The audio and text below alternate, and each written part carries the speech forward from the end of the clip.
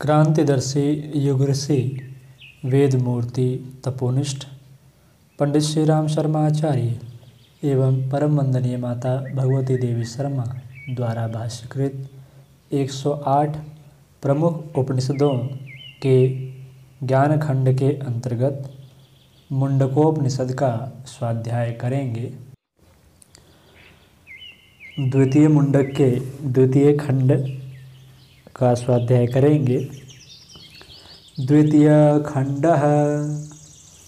खंड के प्रथम मंत्र में उपनिषद के ऋषि लिखते हैं, यह अर्थात ब्रह्म प्रकाशमान सब में व्याप्त हृदय गुहा में विचरणशील तथा महान पद वाला है। इस ब्रह्म में चलने वाले, श्वास लेने वाले, पलक झपकने वाले सब प्राणी समाविष्ट होते हैं, जो सत असत रूप वर्णीय वरिष्ठ और जीवात्माओं की बुद्धि से परे है, उस ब्रह्म को जानो। दूसरे मंत्र में उपनिषद के ऋषि लिखते हैं, जो दैदीप्यमान है, जो अणु से भी अति सूक्ष्म अणु है तथा जिसमें संपूर्ण लोक और उनके निवासी स्थित हैं, वही यह अविनाशी ब्रह्म है, वही प्राण है, वही वाणी और वही मन भी है, वही सत्य रूप और अमृत रूप है। हे सौम्य, मनन द्वारा उसका वेदन करना चाहिए, अतः उसका वेदन करें।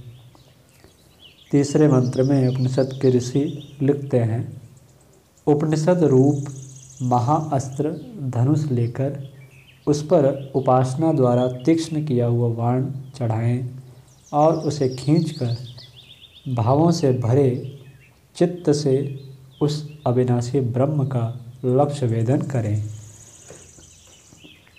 चौथे मंत्र में उपनिषद के ऋषि लिखते हैं, प्रणव ओमकार धनुष है, अंतरात्मा वाण है। ब्रह्म उसका लक्ष्य भेद माना गया है, उसे आलस्य प्रमाद रहित मनुष्य ही भेद सकता है। बाण से लक्ष्य वेद कर एकाग्रता पूर्वक उसमें तन्मय हो जाना चाहिए। पांचवें मंत्र में उपनिषद के ऋषि लिखते हैं, जिस विराट पुरुष में पृथ्वी, अंतरिक्ष और द्युलोक तथा संपूर्ण प्राणों के साथ मन अधिष्ठित है, उस एक आत्मा को ही जाने। उससे भिन्न अन्य विषयों को सर्वथा छोड़ दें। यही अमृत रूप ब्रह्म प्राप्ति का सेतु अर्थात साधन है। छठवें मंत्र में उपनिषद के ऋषि लिखते हैं, रथ चक्र की नाभि में जिस प्रकार अरे लगे होते हैं और जिस प्रकार शरीर की संपूर्ण नाड़ियाँ हृदय में एकत्र होती हैं, उसी प्रकार विभिन्न रूपों में संचरित होने वाला वह परब्रह्म हृदय के मध्य स्थित होता है। उस परमेश्वर का ओम के उच्चारण द्वारा ध्यान करना चाहिए। अज्ञान अंधकार से पार जाने के लिए यह आवश्यक है, इस प्रकार आपका कल्याण हो।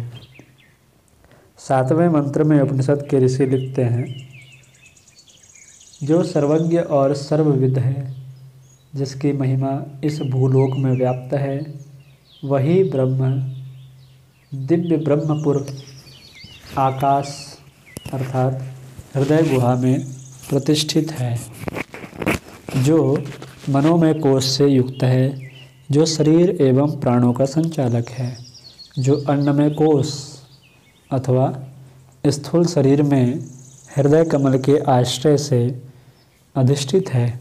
वह आनंद स्वरूप अमृत रूप परमेश्वर सर्वत्र दैदीप्यमान है।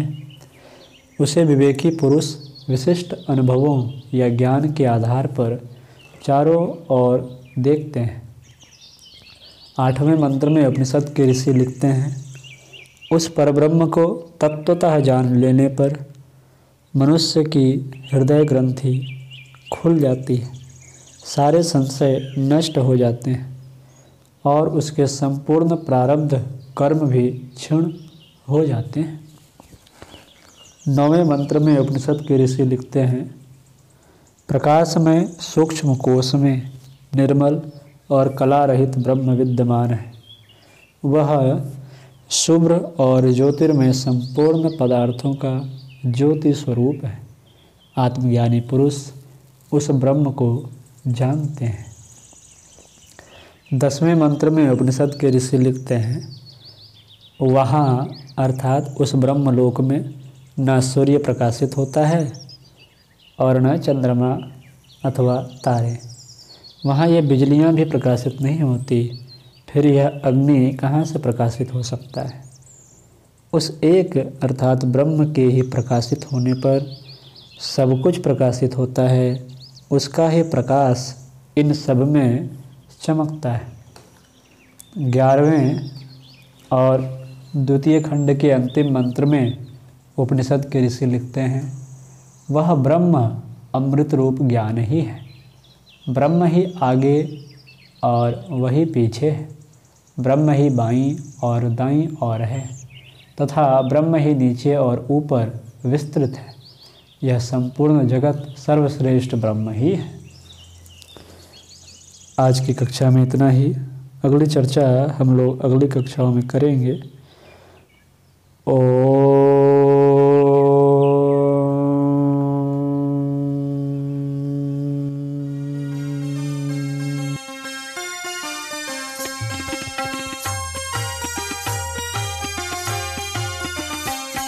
चलो गुरुदेव के सपने सजाने की शपथ ले ली।